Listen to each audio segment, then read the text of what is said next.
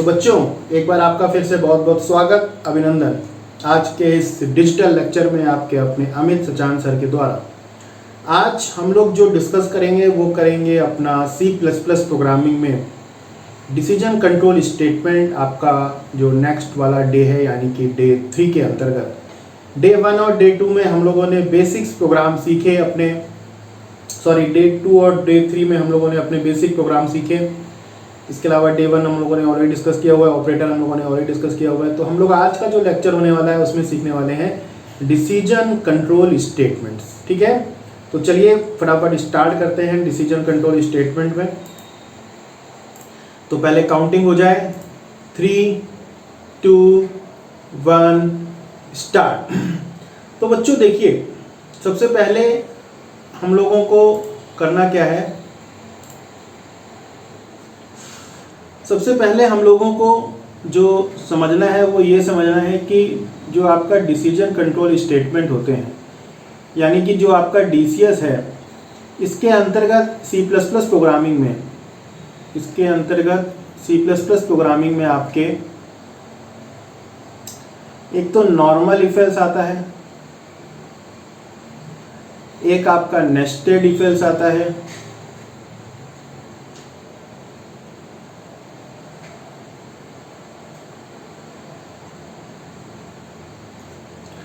और एक आपका बच्चों लेडर इफ एल्स आता है। तो कौन कौन से आते हैं, एक आपका आता है if else, nested if else और लेडर इफ एल्स। तो बच्चों देखिए होता क्या है, जैसे मान लीजिए हमारे पास कोई कॉइन है और हमने कॉइन को टॉस किया। तो हमने जब कॉइन को टॉस किया तो हमने बोला इफ हेड आएगा। क्या बोला? इफ हेड आएगा। तो इसका मतलब है कि एल्स में ऑटोमेटिक क्या हो जाएगा, टेल हो जाएगा। यानी हमें एक कंडीशन तो इफ में बतानी पड़ती है और उसका जो दूसरा पहलू है यानी जो उसके अपोजिट वाली कंडीशन है वो हम एल्स में ऑटोमेटिक लिख देते हैं। तो सबसे पहले जो हमारा सिंटेक्स है वो हमारा सिंटेक्स क्या कहता है, वो कहता है इफ कंडीशन और कोड ब्रैकेट बंद एल्स कोड। क्या क्या हो गया हमारा, if condition code else code. तो ये हो गया हमारा, आप बोल सकते हो कि ये आपका एक हो गया सिंटेक्स इफ का।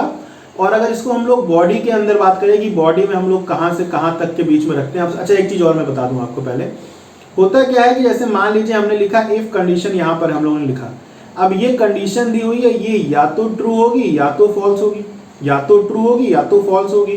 तो अगर ये जो दी हुई कंडीशन है ये ट्रू है तो ये वाला जो पार्ट है यानी ये वाला जो ब्लॉक है ओपन कर्ली ब्रैकेट से क्लोज कर्ली ब्रैकेट के बीच वाला, ये वाला ब्लॉक आपका क्या रहेगा, एग्जीक्यूट होगा। ये वाला ब्लॉक आपका एग्जीक्यूट होगा। और अगर ये दी हुई कंडीशन फॉल्स है तो ये जो एल्स वाला पर्टिकुलर है तो ये आपका एग्जीक्यूट होगा। तो ट्रू वाले आपका ये ब्लॉक है और एल्स वाला आपका ये ब्लॉक मतलब इसके अंदर आप जो भी लिखोगे, एक लाइन कोड का मतलब एक लाइन से ज्यादा भी चीजें हो सकती हैं। तो ये आपका रहेगा, ये आपको ध्यान देने वाली बात है। ठीक है ना। अब इसके साथ में आपको मैं बॉडी बताऊं अगर, तो हमारी जो बॉडी होगी वो बॉडी क्या होगी, वो बॉडी होगी आपकी, सबसे पहले आपको करना है हेडर फंक्शन।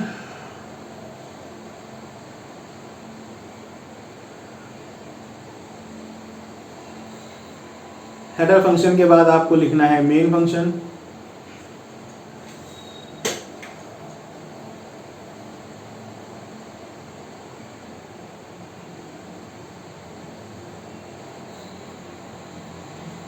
मेन फंक्शन के बाद में आपको लिखना है डाटा टाइप विथ वेरिएबल।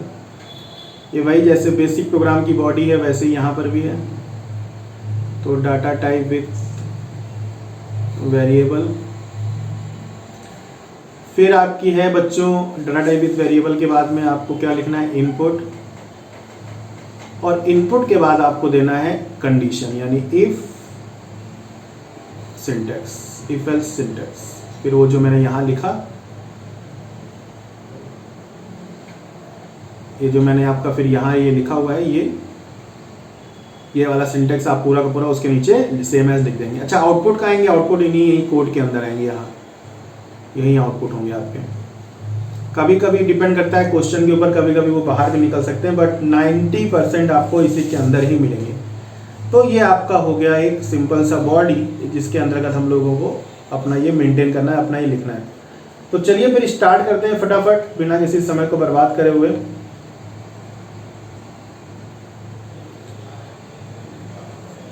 थोड़ा सा इसको जो है क्लियर कर दिया जाए,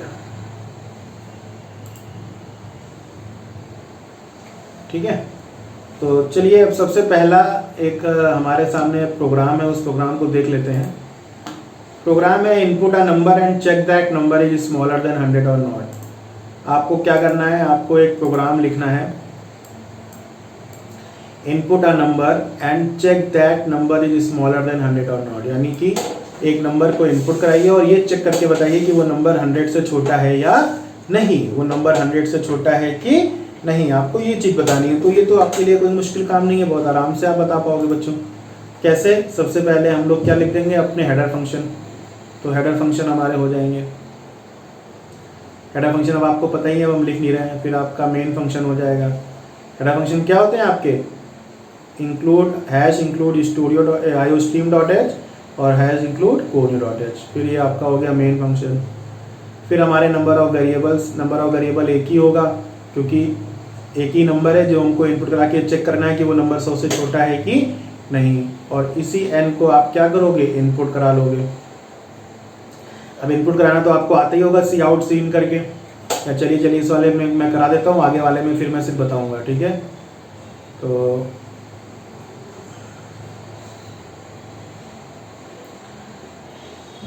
ये हो जाएगा int n।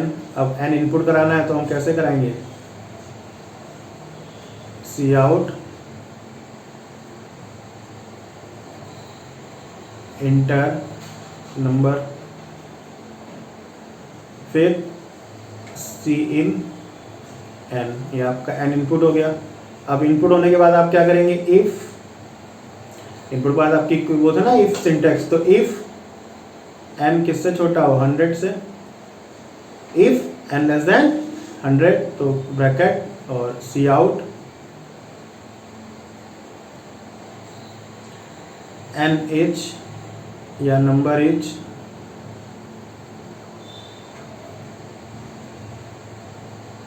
Smaller than 100, number is smaller than 100। फिर एल्स,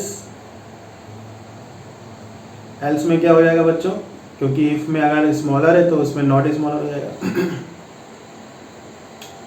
कि number is not smaller than 100, ठीक है। और गेट सी एच, प्रोग्राम खत्म। अब इसको रन कराइए, रन कराएंगे। सबसे पहले कहेगा एंटर नंबर, आपने कही 5 100 से छोटा है, बिल्कुल है, ट्रू होगी तो प्रिंट कराएगा कि नंबर इज स्मॉलर देन 100। आपने कहा 501 आपका 100 छोटा है, नहीं, फॉल्स। तो फॉल्स में मतलब एल्स वाला, यानी यहाँ पे जो ब्रैकेट बंद करना मैं भूल गया, ये बंद होगा, जो ओपन हुआ है ना ये वाला, ये यहाँ पे क्लोज होगा, पीछे होना है हिसाब से, ठीक है। तो ये वाला part of block of part execute होगा, तो क्या आएगा, नॉट स्मॉलर देन 100, ठीक। समझ में आ गया कि नहीं आ गया, सरल है। तो इस प्रकार से आपका ये हो जाएगा। चलिए अगला प्रोग्राम देखते हैं। अगला प्रोग्राम है input 2 numbers and find the larger one. 2 नंबरों में बड़ा निकालना है, कोई मुश्किल नहीं है भाई, 2 नंबरों में तो बड़ा निकालना बहुत ही आसान है। कैसे निकलेगा 2 नंबरों में बड़ा, सबसे पहले हमको क्या चाहिए, 2 नंबर चाहिए, तो हमने ए और बी ले लिए, तो इन्हीं में हमको बड़ा ढूंढना है, तो हम इसी को डिक्लेयर कर देंगे इंट। अलग से कुछ आउटपुट चाहिए नहीं, केवल इन्हीं से काम चल जाएगा हमारा। तो इंट ए बी इसी को हम क्या करा देंगे, इनपुट। बाकी वो आपका हेडर फंक्शन मेन फंक्शन वो बना रहेगा, ठीक है ना। अब वो मैं लिख नहीं रहा हूँ, वॉइड मेन और ये ब्रैकेट स्टार्ट, फिर इंट ए बी इनपुट हो जाएगा ए बी। फिर हम बोल देंगे इफ अगर ए बड़ा हो किससे, बी से, तो cout a is greater than b, a is greater than b, और else cout b is greater than ए।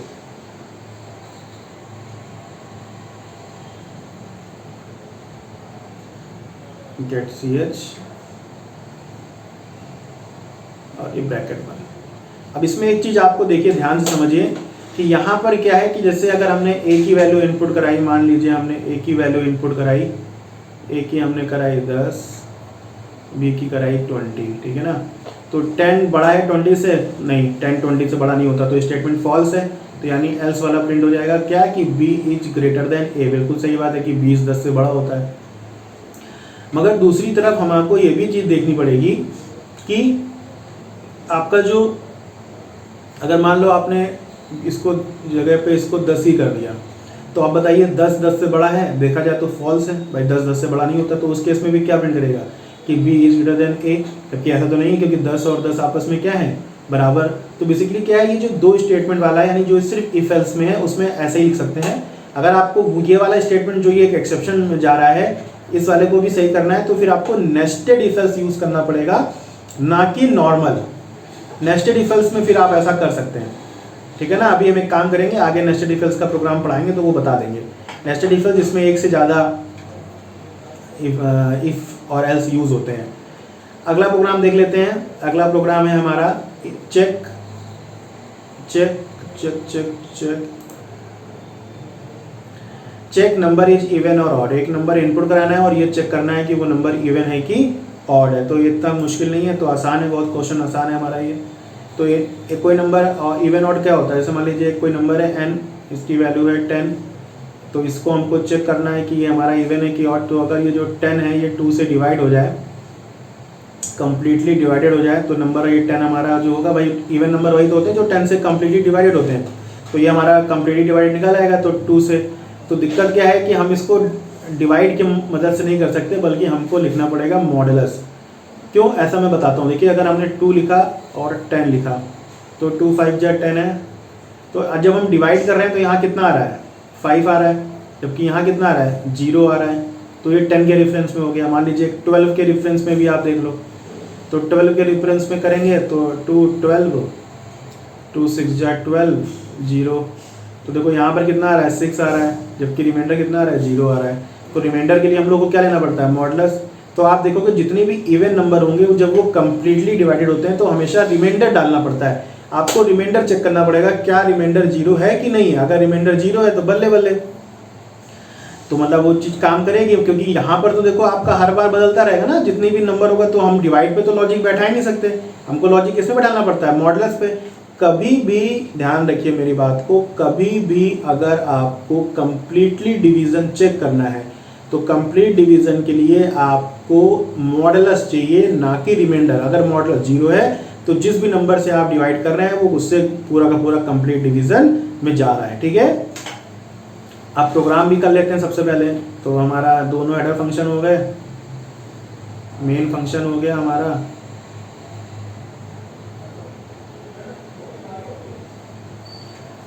फिर हमारा डेटा टाइप विथ वेरिएबल हो जाएगा। एक ही नंबर चाहिए, वही हम इनपुट करा लेंगे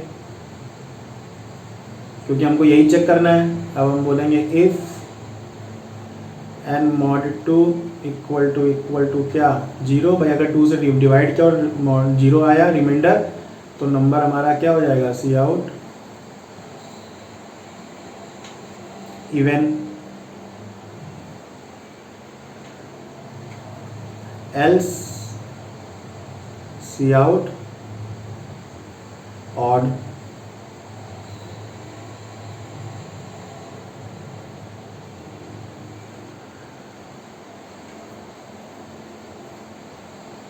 ये हो गया आपका, ठीक है। तो आपको इस प्रकार से भी करना है, इस प्रकार से भी आप बल्कि कर ही सकते हो। कोई दिक्कत कोई परेशानी तो नहीं हो रही है। होनी नहीं चाहिए। समझ में भी आपको आ ही रहा होगा, ठीक है ना। अब चलिए आगे बढ़ते हैं इसी के साथ। आगे बढ़ेंगे तो फिर कैसे करेंगे हम लोग, नेक्स्ट क्वेश्चन पे जाएंगे। नेक्स्ट क्वेश्चन है leap year, input a year and check that year is a leap year or not. तो लीप ईयर कौन से होते हैं? लीप ईयर वो ईयर होते हैं बच्चों जो 4 से कंप्लीटली डिवाइडेड होते हैं। Those year those are completely divided by 4 known as leap year. यानी कि वो 4 जो आपके 4 कंप्लीटली डिवाइडेड होंगे वो होंगे, जैसे अगर हमारा वाई मान लो हमने लिया,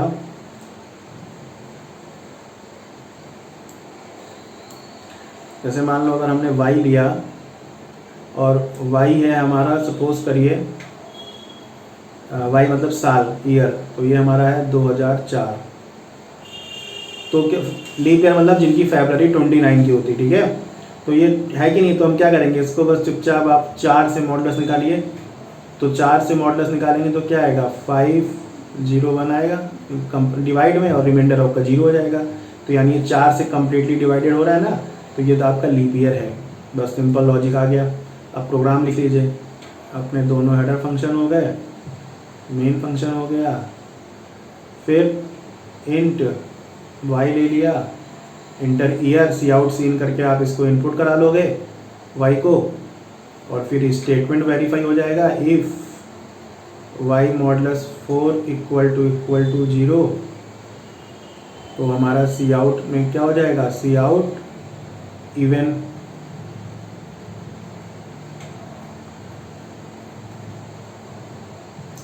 एल्स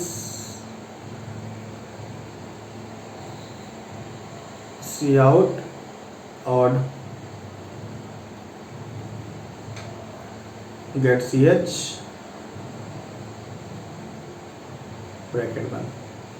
तो ये आपका बच्चों क्या हो गया, ये आपका हो गया इवन और ऑड। कोई दिक्कत कोई परेशानी तो नहीं हो रही है, समझ में आ रहा है, बढ़िया तरीके से आना भी चाहिए समझ में, ठीक है ना। चलिए आगे बढ़ते हैं इसी के साथ। अब हम लोग इवन ऑड का निकला है। अच्छा, इसमें कुछ लोग लॉजिक ऐसा ही बताते हैं कि आपका जो साल है वो जो आपका वाई है वो या तो आपका 4 से हो या आपका 100 से हो या आपका 400 से हो। तो मुझे ये चीज़ नहीं समझ में आती कि 3 अलग अलग लॉजिक लिखने से क्या मतलब है भाई। अगर वो 4 से हो रहा है इसका मतलब है कि वो 100 से भी होगा डेफिनेटली, और वो 400 से भी होगा। मतलब जो साल आपके 100 से डिवाइड होंगे वो डेफिनेटली आपके 4 से होंगे। उसी प्रकार से जो साल आपके 400 से डिवाइड हो रहे होंगे वो भी आपके 4 से हो रहे होंगे। तो फिर कोई लॉजिक नहीं बनता लिखने का, इसलिए केवल मैंने 4 वाले से ही करा है, ठीक है बच्चों।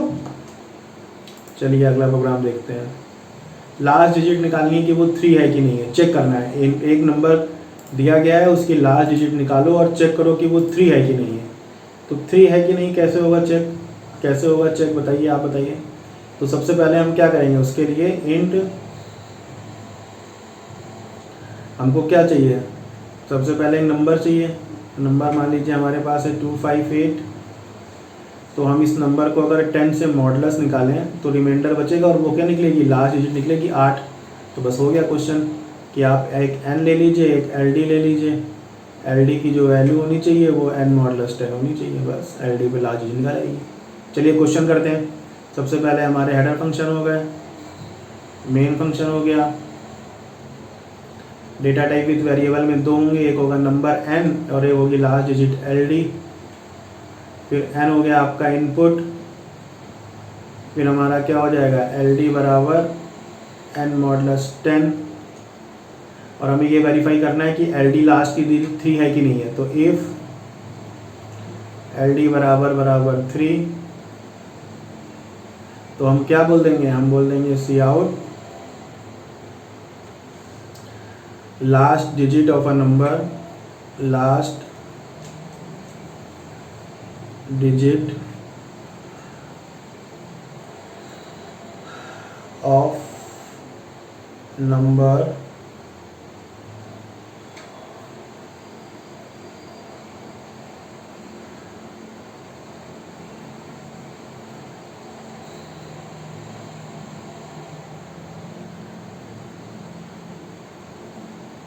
last digit of a number is 3, else cout last digit of a number is not 3। फिर यहाँ पर गेट सी एच निकल आया। ठीक है, समझ में आ गया कि नहीं आ गया? चलिए एक क्वेश्चन और देख लेते हैं। अगला क्वेश्चन है हमारा कि input a number and check that second last digit of a number is 5। पहले यहाँ पे लास्ट डिजिट निकाली, अब सेकेंड लास्ट डिजिट निकालनी है। सेकेंड लास्ट डिजिट का प्रोग्राम भी हम लोगों ने कहाँ पर किया है? अपने फर्स्ट वाले पार्ट में पहले ही कर चुके हैं, प्रीवियस लेक्चर्स में। अगर आपने नहीं देखा देखा ही है। सेकेंड लास्ट डिजिट का मतलब है कि अगर लिखा हुआ है 349 तो सेकेंड लास्ट डिजिट 4 निकालनी है। कैसे निकलेगी? इसको आप क्या करिए, 100 से पहले मॉडुलस निकालिए, कितना निकल के आएगा? लास्ट की 2 डिजिट निकल के आएंगी। तो ये हो गई हमारी लास्ट की 2 डिजिट L2D। और इसको आप क्या करिए, डिवाइड बाई 10 कर दीजिए, तो क्या निकल के आएगी? सेकेंड लास्ट डिजिट आ जाएगी। तो ये हो गया हमारा SLD और ये नंबर है हमारा n। तो यहाँ पे 3 वेरिएबल हो गए, दोनों हेडर फंक्शन लिख दिए। चलो इसमें लिख देता हूँ मैं, इंक्लूड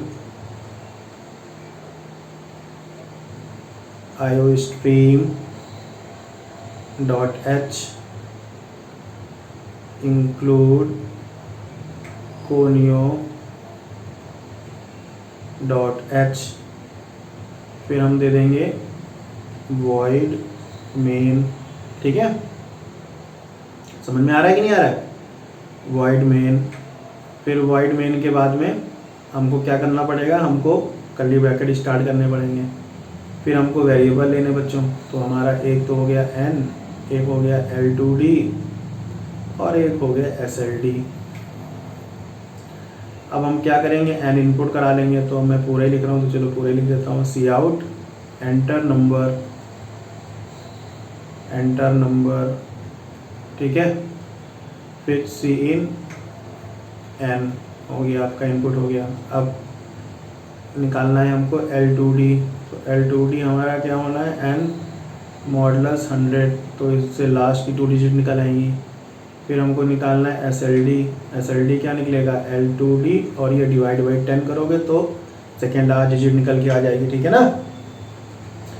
अब हमको बस यही तो वेरीफाई करना है कि इफ SLD बराबर किसके? Last digit 5। Second last digit 5 है कि नहीं है? तो SLD बराबर 5। तो हम क्या बोल देंगे? सी आउट कि सेकेंड लास्ट डिजिट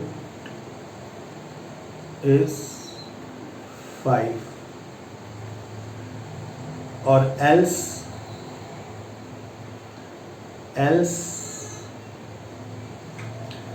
सी आउट सेकेंड लास्ट digit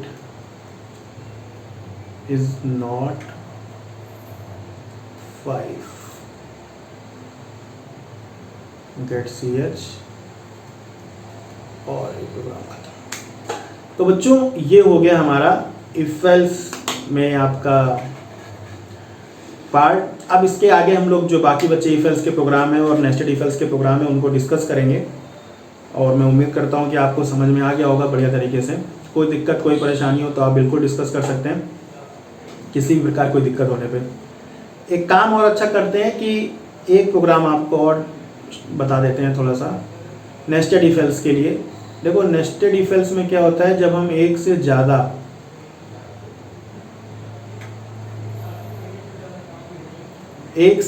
जब स्टेटमेंट हमको वेरीफाई करने रहते हैं तो हमारा क्या होता है? नेस्टेड इफ एल्स होता है। तो ये किस प्रकार से काम होगा? एक से ज़्यादा इफ एल्स का मतलब हो गया कि जैसे मान लो हमको एक वही क्वेश्चन दिया था जिसमें मान लो आपको input two numbers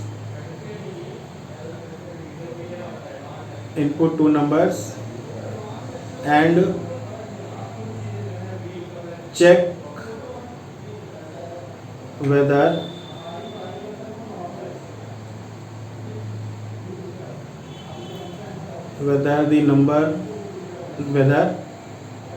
which number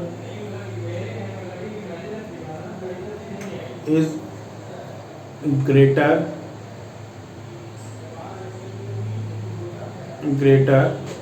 और बोथ इक्वल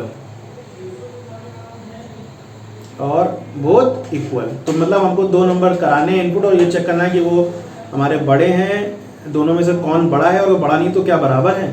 तो देखो बस हो गया, 2 हेडर फंक्शन हो गए, मेन फंक्शन हो गया, 2 वेरिएबल हो गए, एक ले लिया A एक ले लिया B, ये दोनों इनपुट करा दिया जाएगा। फिर इफ अगर A बड़ा है B से तो यहाँ पर हो जाएगा सी आउट A ग्रेटर, शॉर्ट में लिख दे रहा हूँ मैं, देन B, कोई फर्क नहीं पड़ता। एल्स